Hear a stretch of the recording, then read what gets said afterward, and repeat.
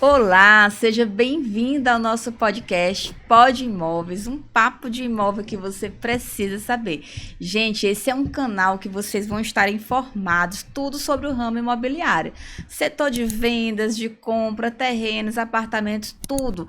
Até sobre documentação de imóveis, tá? A gente está com 2 convidados hoje, iniciando esse primeiro episódio da primeira temporada sobre regularização de imóveis e declaração do imposto de renda como pessoa física. Estamos com 2 convidados, um é o Pedro Barreto, contador, já tem uma vasta experiência de declarar renda como pessoa física, está aqui na nossa mesa, e estamos também com o Wesley Veloso, também bacharel em contábeis, já tem aí uma vasta experiência, mais de 6 anos de regularização de obras do INSS com pessoa física, também já trabalhou durante muito tempo na área da construção civil, foi administrador, gerente, está aqui na nossa mesa para poder absorver mais e também espalhar esse conhecimento aqui com a gente, tá?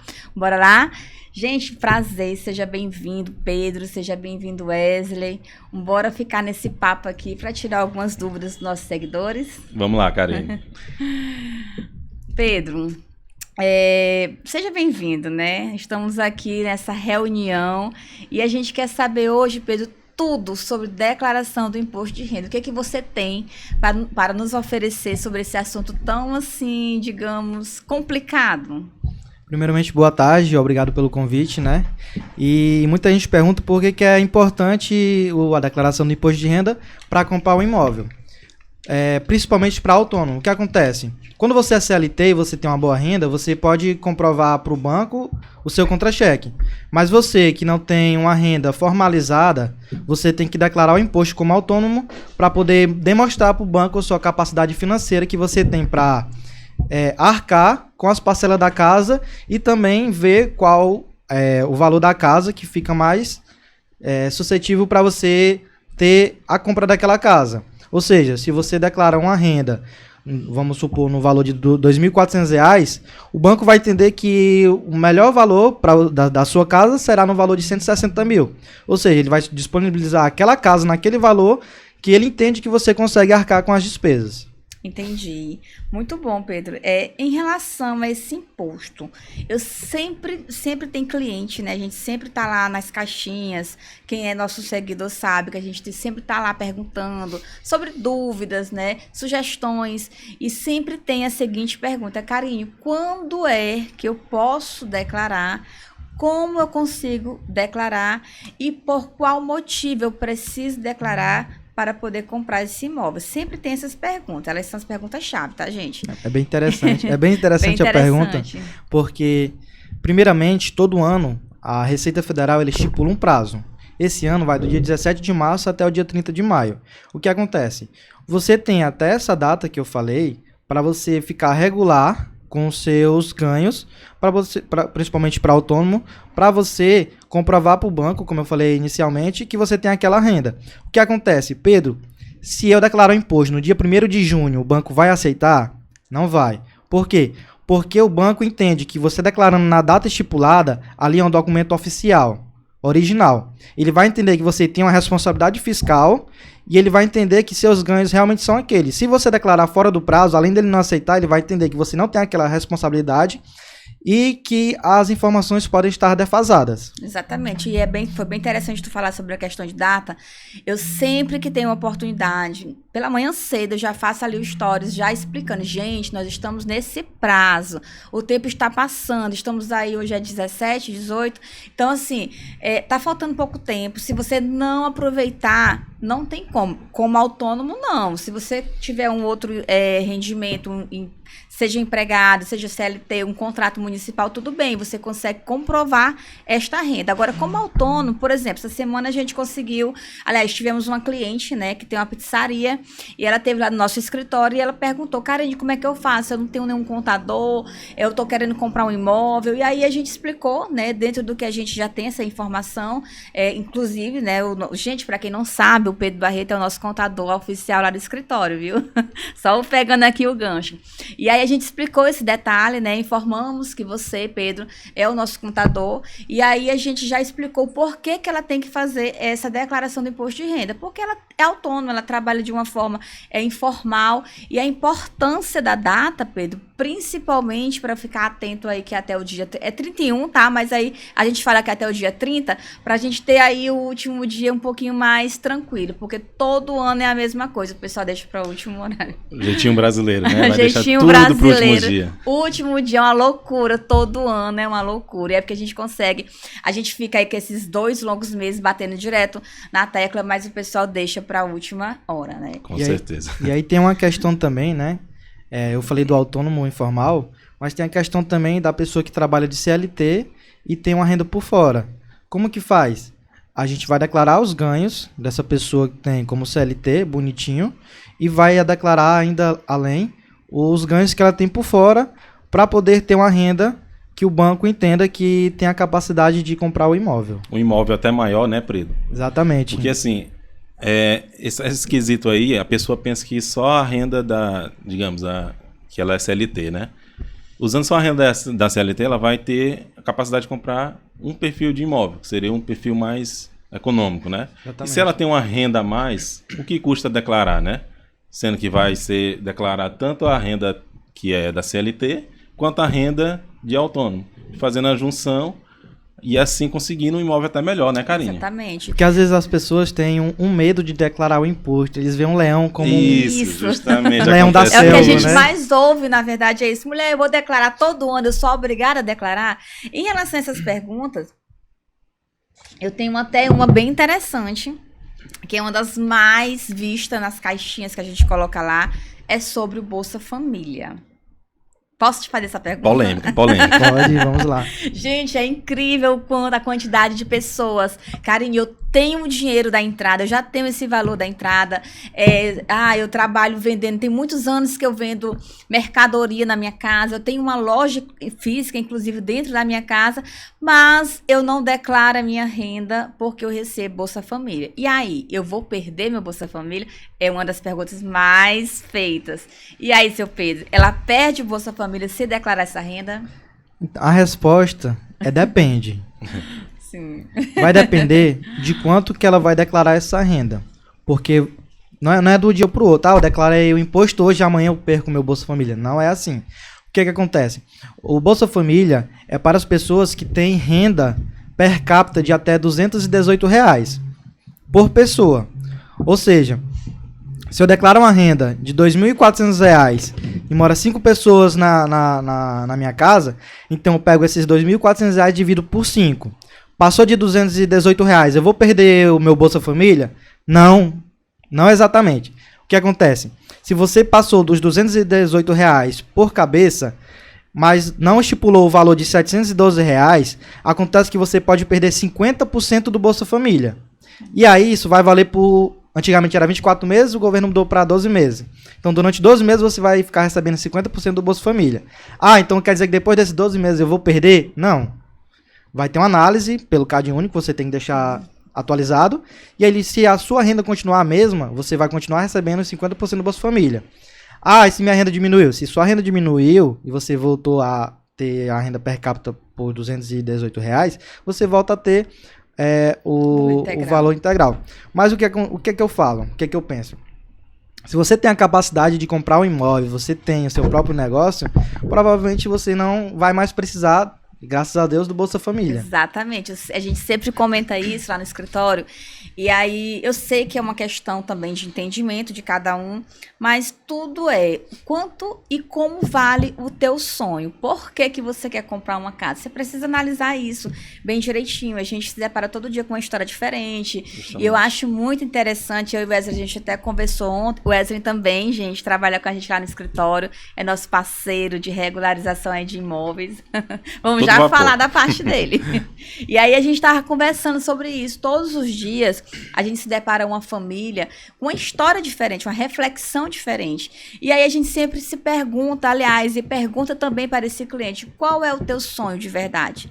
Quanto custaria esse teu sonho? Né? A gente sabe que, graças a Deus, a cultura do aluguel, ela tem, sabe, assim, diminuído bastante. Muita gente está entendendo por que comprar uma casa, ter a casa própria. Gente, isso é muito lindo, porque as pessoas estão compreendendo que estar na sua casa de verdade é algo, assim, de realização. É diferente de você estar morando de kitnet, apartamento, uma casa alugada, e você não realizar esse grande sonho. Eu até costumo dizer, já comentei isso várias vezes lá no escritório, que a questão da casa, ela já vem desde a infância, né? A mulher, principalmente. O que a mulher brinca quando ela é criança, quando ela é bebê? É de casinha. É o primeiro sonho que ela tem, é ter a casa dela. Ela tá ali brincando de casinha, brincando de montar a sua cozinha, né, o seu brinquedo ali com a boneca, logo mãe, né? Eu acho isso muito interessante, porque é um sonho que já vem desde a infância. É plantado isso desde o início. Então, é uma pergunta que você tem que se fazer, todos nós temos que fazer, até onde vai o desejo de obter esse sonho realizado. Uma casa sua, né? Não uma casa alugada. Sua, né? Exatamente. E sem falar que eu trabalho com aluguel também, isso não é um problema. É isso. E foi interessante tu tocar no assunto do aluguel, porque tem autônomo que tem seu negócio e também tem casas, kitnet, que é alugado. Pedro, eu posso declarar esse valor do aluguel no imposto de renda? Você não pode, como deve. Muito bem. É muito interessante. Gente, você está tendo renda? Aos empresários aí do ramo de aluguéis, olha só, observem isso. Por quê? Você aluga um apartamento, uma kitnet para uma pessoa física, você vai ter como comprovar que você está recebendo ganhos dali, através de extrato bancário, né, comprovante de pagamento.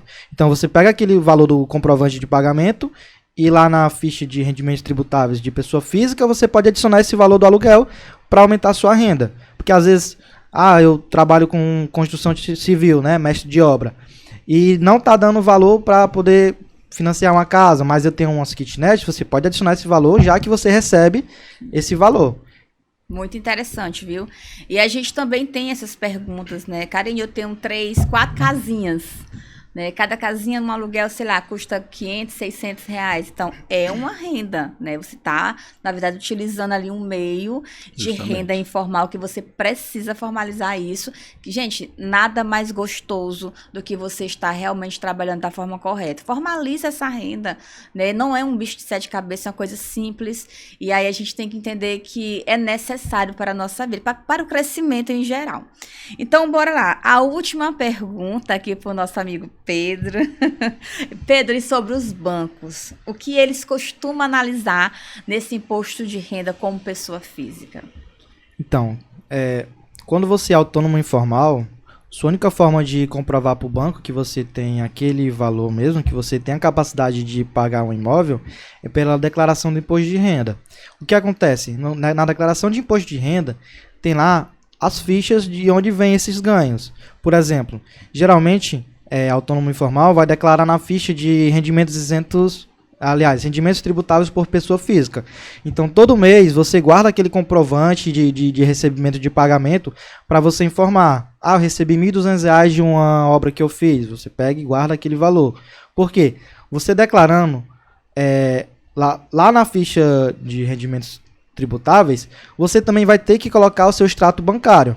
Então, você tem que tirar o informe de rendimento, ou seja, é interessante, além de você declarar, você guardar o seu dinheiro apenas em um banco. Fica mais fácil o extrato, exatamente, né? Porque justamente fazer o controle, né, Pedro? Exatamente. Vamos supor que eu recebo só dinheiro somente pelo Banco do Brasil.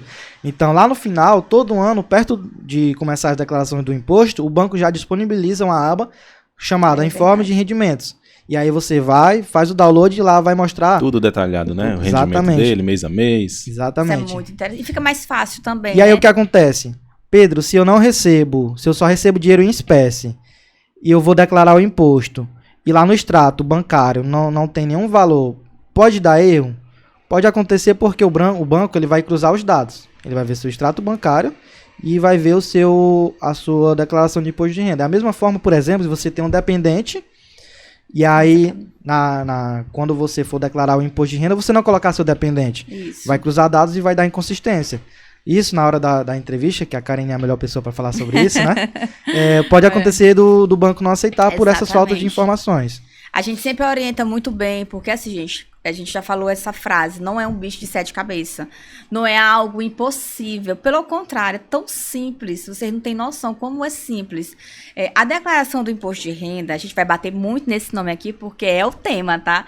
Então, assim, você precisa declarar para você ter uma renda formalizada, não há dificuldade nisso, a gente tem os contadores aí disponíveis, né, a gente faz tudo direitinho, e assim, independentemente do que você trabalha, seja de manicure, vendendo Avon, Natura, Karine, faz muitos anos que eu trabalho para mim mesmo, como é que eu faço? Entre em contato com a gente, tanto no direct, tanto no WhatsApp, a gente vai estar informando a vocês toda e qualquer dúvida. Ainda há tempo, até o dia 30 de maio, a gente está com a declaração para você comprar a sua casa. E falando em comprar casa, bora lá! Vamos entrar aqui no nicho de vender imóvel usado. É isso mesmo. Quase todos os dias eu tenho essa pergunta. Você tem, Karine, opção de imóvel usado? Eu tenho opção. Mas a gente tem um probleminha em relação ao imóvel usado. É porque a maioria deles, eu até diria 80%, não é regularizado. Principalmente na nossa comarca aqui, né? Exatamente. A REUB, então, né, tá nos facilitaria, né? Mas aí é um projeto aí que já está tramitando, né, Wesley? Espero que em breve seja efetivado. Em nome de Jesus, né? Senhor, abençoa, abre essa porta, porque aí já é algo aqui do nosso caminho.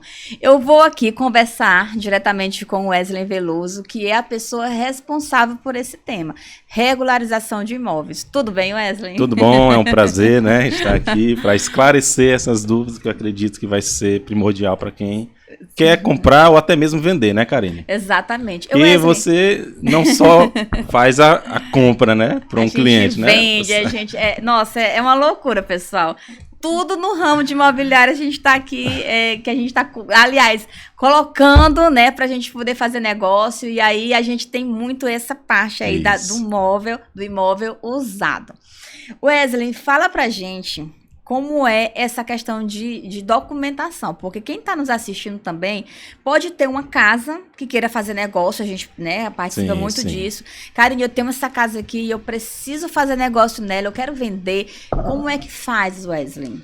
Karine, o primeiro passo é saber se essa casa tem a matrícula no cartório de registro de imóveis. Essa matrícula seria exatamente o quê? Porque tem muita gente que não entende. Seria praticamente o RG do imóvel. Pronto, é isso. Então é certo? O CPF, né, da pessoa. Isso, porque na matrícula nós iremos analisar o que consta nesse imóvel. Sim. Geralmente a pessoa tem uma casa, Karine.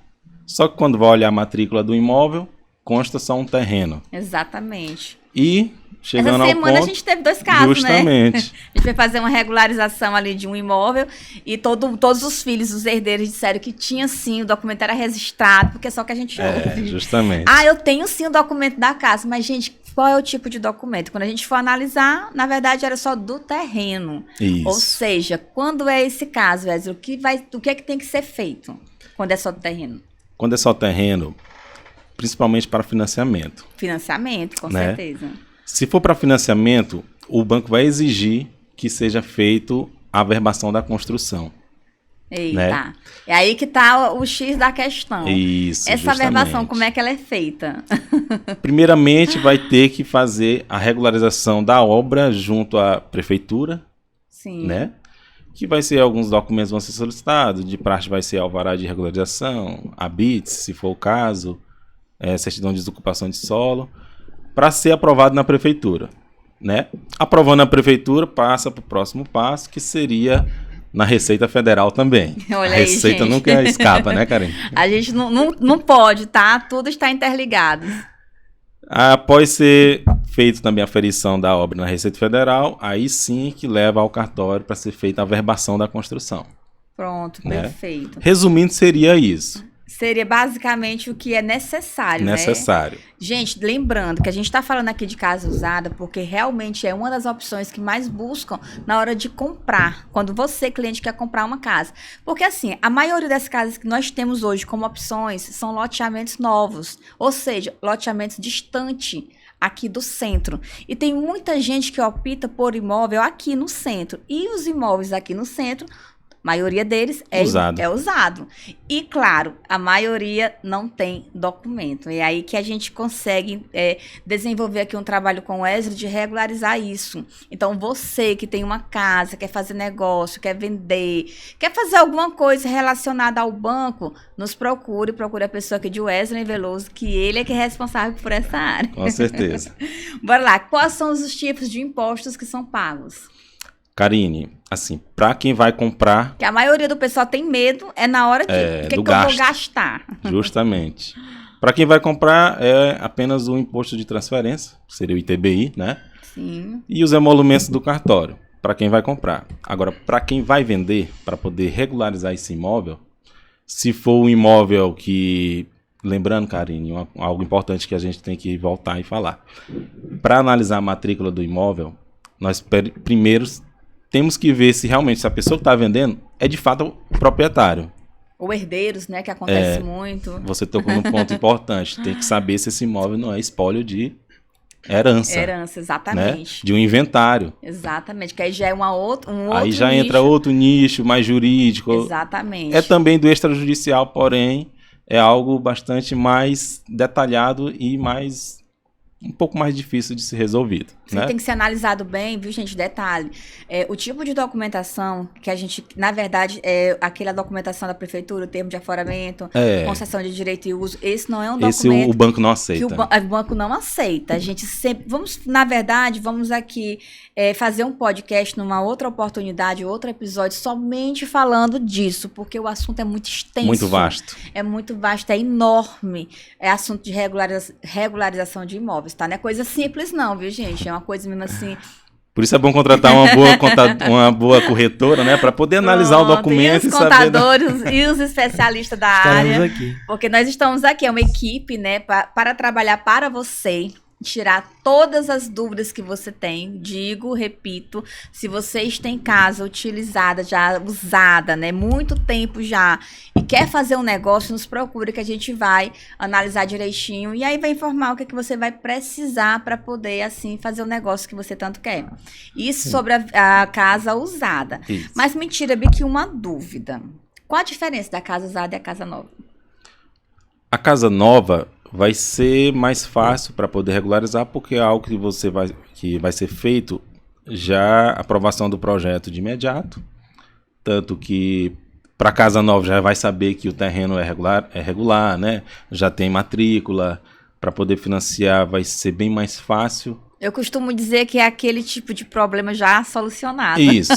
Porque rapidinho a gente consegue resolver. Com a casa nova já vai fazer desde o início, só faz justamente após a aprovação do alvará, regulariza na Receita Federal para fazer a averbação, é bem mais fácil. Sim. Já a casa antiga, não. A casa antiga vai tramitar desde da questão da análise documental, saber como é que está aquele imóvel, se tem hipoteca. Tem esse detalhe também, que a maioria tem. tem. É isso, se é um imóvel alienado. A gente se depara muito com histórias assim, isso. São histórias da prática, tá? Vivência mesmo. Muitos dizem, não, mas eu já quitei. Quando a gente Só que não leva ao cartório para ser Exatamente. feito a baixa da hipoteca, o cancelamento da alienação fiduciária. Isso é muito importante, viu? Né? Vou até fixar isso depois no comentário. É muito importante. Outra coisa também, Wesley, que é interessante a gente falar, sobre essas mudanças que foram feitas pelos bancos. A gente sempre vai citar aqui a Caixa Econômica, gente, porque ela é a principal de financiamento que a gente hoje trabalha. Mas a gente trabalha pelo Banco do Brasil, Caixa Econômica, Bradesco, Santander. Então, assim, a gente tem outros bancos que também a gente trabalha o financiamento habitacional. Mas vamos lá, existe uma diferença de uma casa de 10, 15 anos que foi financiada pelo banco. Karine, mas ela já foi financiada. Só que naquela época, o critério era outro. Normas diferentes. Tu pode explicar pra gente isso? Sim. Porque assim, varia muito de época, né? Exatamente. Porque cada época tem sua norma. E a da Caixa, periodicamente, vai a que mais muda, moldando, né? Se der algum problema, digamos, na questão de inadimplência de um tipo de perfil de cliente, eles moldam a norma para poder se adequar, né? Justamente. Aí, esse é o primordial da mudança. Periodicamente vai mudando as normas. Mas, voltando no assunto que você comentou referente aos impostos. Sim. Né? Sobre os impostos do comprador que eu falei que tem o ITBI, E já de quem vai vender tem a regularização do imóvel, né? Digamos, você encontra uma casa que tem, digamos, 15 anos, né? Para regularizar esse imóvel, digamos lá que tem apenas o terreno na matrícula do imóvel, não consta a averbação. O banco vai exigir essa averbação da construção, porque o banco entende que você vai fazer a contemplação do crédito para adquirir uma casa e não um terreno. Isso. Né? Aí muitas pessoas falam, mas eu tenho um documento aqui, é documento de cartório. Só que não é apenas ter o documento de cartório, é saber se esse documento está regularizado, se esse imóvel está regularizado, com todo o histórico do imóvel. Não apenas está lá como terreno, tem um documento, está como terreno, porém uma casa, né? Vai fazer o financiamento Exatamente. de uma... É do imóvel, né? De uma casa, né? Sem falar que o engenheiro, ele faz a vistoria, ele vai lá no imóvel para poder Isso. verificar se aquele documento que a gente levou para o banco realmente existe. Isso. É aí que está o pulo do gato, porque tem muita gente que não entende. Não, vai vir um engenheiro aqui fazer essa vistoria, né? Avaliar para saber se de fato está igual, está no documento. Aí quais são os impostos que vão cobrar? IPTU. Que muitas pessoas não... A gente não tem a cultura, Pedreiras ainda não tem a não. cultura de pagar o IPTU Também assim, não tem a regularmente, fiscalização, né? né? Ainda. Não tem Mas está sendo fiscalização. analisado esse detalhe eu aí. acredito que, devido ao histórico, né, que está Isso. sendo muito procurado, somente imóvel usado. Sim, sim. Eu vejo muito financiamento em imóvel usado, né? O IPTU é primordial para estar em dias o IPTU. O banco vai exigir isso. O banco vai exigir também o imposto referente à averbação da construção, que é o INSS da obra, que é esse que tu comentou que eu sou especialista, né? Que esse imposto é nada mais a contribuição previdenciária da obra. Você constrói, você contrata pedreiro, sim. servente, e esse imposto vai ser para arrecadar essa contribuição previdenciária do autônomo, né? Ou até mesmo se for um MEI. Sim, né? sim. Muito interessante. Aí esse imposto vai ser cobrado porque, para poder averbar, só pode averbar a construção se esse imposto for pago. Aí entra o pulo do gato. Mas meu imóvel é antigo. A minha obra eu terminei bastante tempo. Bom, tem a parte positiva e tem a parte negativa. Por quê? A parte positiva é que, se o imóvel é bastante antigo e você tem como comprovar com os documentos que constam na instrução normativa da Receita Federal, você vai ser isento desse imposto. A parte boa, né? A parte boa, excelente. Mas, porém, você tem que comprovar com alguns documentos que constam na instrução normativa. Mas tipo se não pode tiver... ser um documento tipo energia, que possa provar que é muito correspondência bancária, fatura de cartão... Olha o que da mais. época, né? Do ano. Da que época você da iniciou. decadência, né? Isso. Tem que ser no mínimo 5 anos. Isso aí é um assunto que a gente vai entrar mesmo assim, bem Detalhado, a fundo, né? Nos próximos episódios. Mas para casa usada é primordial saber esse quesito, porque para poder averbar uma construção de uma casa usada, antiga, se for mais de 5 anos, você consegue a isenção desse imposto comprovando via documentos que constam na Receita Federal, né? Na norma, né? Aí já se não conseguir, infelizmente vai ter que pagar o imposto. Esse imposto não é muito baixo. Gente, a importância de vocês sempre estar guardando essas notas. Construir uma casa, guarde notas. Não se desfaça, não, seus documentos antigos. É muito importante. Tire uma foto, faça uma pasta, né? Faça um backup. É alguma coisa que isso é muito importante mesmo. Gente, isso aqui é um assunto que a gente se depara todos os dias. É uma vivência prática, até o que a gente vê hoje nas famílias, nos clientes que nos procuram, que sempre falam a mesma coisa. Tem muita gente que compra o terreno e constrói com recurso próprio. Aí passa-se 5, 6 anos, agora eu quero vender. Isso, acontece muito. E aí, Wesley, diga para nós como solucionar esse problema de um imóvel que foi construído com recurso próprio de 6 anos. Nesse caso, é só fazendo a averbação mesmo da construção. Tem que fazer, né? Por quê? O banco sempre vai exigir. Exatamente. E não tem como financiar com outro documento, não. Tem que ser averbado em cartório, bonitinho, correto. Todos mesmo assim documentados 100%, sem faltar nada, tá? O banco, e uma dica também para isso. você que está comprando um imóvel, analise a documentação, contrate um especialista para poder analisar a documentação, saber se essa documentação já consta a averbação, Exatamente. O que isso é você muito está importante. comprando, eu acredito que você quer comprar algo que esteja, de fato, regularizado. Porque, querendo ou não, vai ficar para você Sim. pagar o pato depois. Não, a gente já teve um problema desse. Na verdade, a gente tem muitas histórias, tá? Sempre que a gente puder, aqui a gente vai estar falando resumidamente. Eu tenho uma história de uma cliente que aconteceu em Trizidela do Vale. Veja bem, isso é muito sério. Ela comprou um terreno, ela comprou um terreno, e aí ela foi na prefeitura, tirou aquele documento de prefeitura, que é o termo de aforamento Sim. e tal. E assim passa-se alguns anos. Ela vende esse terreno para uma outra pessoa. Essa pessoa que comprou vendeu para outra pessoa. Então já estávamos o quê? Só repassando, Só né? repassando O terceiro o terceiro comprador. Um Proprietário. belo dia, esse terceiro comprador proprietário começou a construir nesse terreno. Acho que eu já falei isso lá no escritório para vocês. O que acontece? Um belo domingo, passa-se uma pessoa naquele lote e fala assim, oxe, estão construindo no meu terreno. E aí, gente, isso deu uma confusão tão grande. No dia seguinte, essa pessoa foi ao cartório. Detalhe, quando ela teve nesse cartório, ela tirou esse documento que era registrado no nome dele. Quem era o dono? Quem registra. Quem registra, né? Isso é básico. E aí essa pessoa entrou em contato com esse rapaz que estava construindo, mostrou o documento do cartório para ele. Aí ele entrou em contato com a pessoa que entrou em contato com a outra pessoa que entrou com essa minha cliente. Que coisa. Graças a Deus que todo mundo, assim, tudo é conversa, né?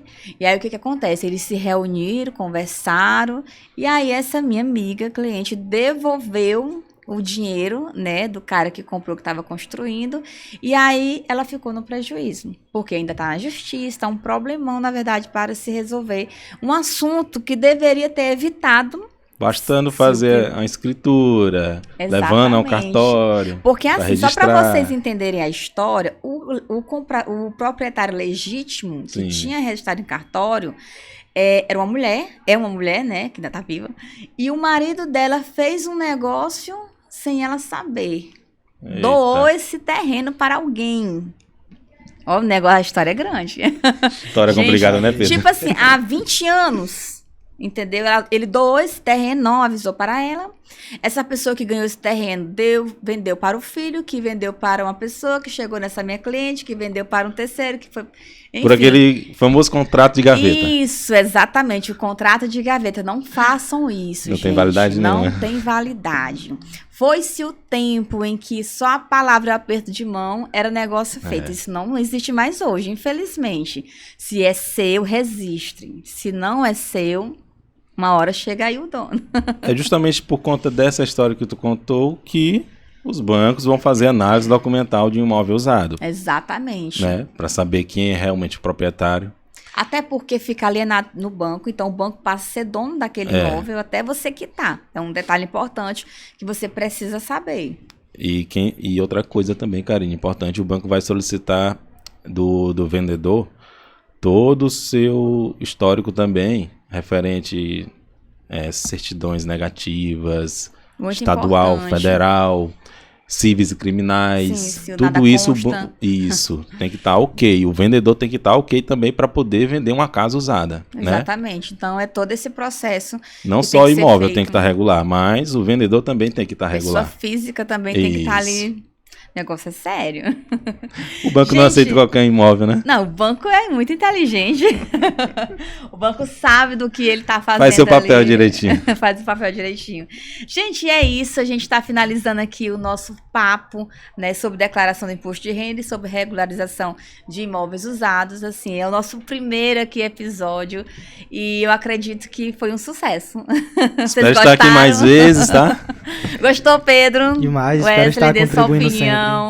Muito bom, muito bom. Foi Gostei ótimo muito aqui. da Eu mesma conversa. aprendi muita coisa aqui com vocês e é isso. Eu acredito que esse papo é sobre isso, é aprender, absorver, multiplicar o conhecimento, que é para isso que serve, né, os estudos. A gente não fez faculdade à toa. Aqui a gente está Justamente. para poder mostrar a vocês e multiplicar esse conhecimento, que ele é muito importante, né? A gente tem que estar atualizados. E é isso. O nosso podcast chegou ao fim, o Pod Imóveis, um papo de imóvel que você precisa saber. Estamos nas redes sociais. Por favor, nos sigam. Pedro Barreto, diga aí seu arroba. Pedro Barreto, _S, estamos lá no Instagram. Wesley Veloso. Wesley Veloso, .regulariza, vai encontrar lá fácil no Instagram. Primeiro, na hora que você coloca já aparece. E claro, gente, o Vendas de Casa Pedreiras. Coloque aí, Vendas de Casa, siga-nos no Instagram. A gente tem página aqui no site, tem um site já que está sendo, né, oficializado. Temos aí o WhatsApp, que vai ficar na disponibilidade sempre 24 horas. A gente tem 2 pessoas só para poder responder vocês. A todo vapor. E tem o meu pessoal, tá, gente? Quem quiser me seguir aí, Karen Alencar, estamos aí para isso. Muito obrigada a todos.